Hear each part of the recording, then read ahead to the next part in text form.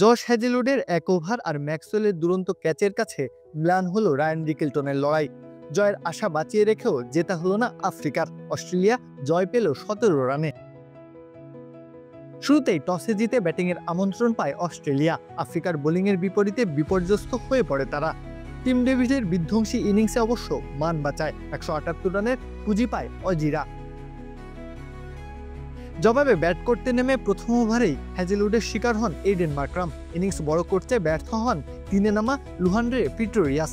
আর পাওয়ার প্লের শেষ ওভারে Dewald Brevis ফিরে গেলে 48 রানে 3 উইকেট হারিয়ে বিপাকে পড়ে প্রোটিয়ারা। সেখান থেকেই পাল্টা জবাব আসে রিকেলটন স্টাফস জুটির কাছ থেকে। স্কোরবোর্ডে দুজনে মিলে যোগ করেন 72 রান।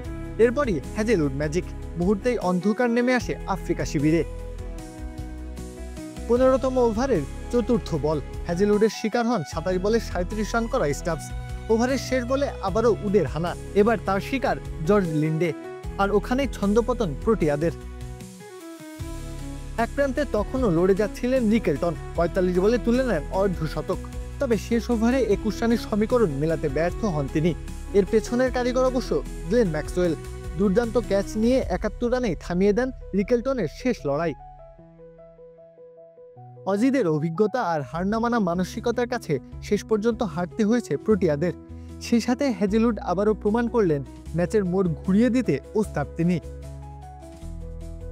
প্রত্যহ কাব্য, খেলা 71।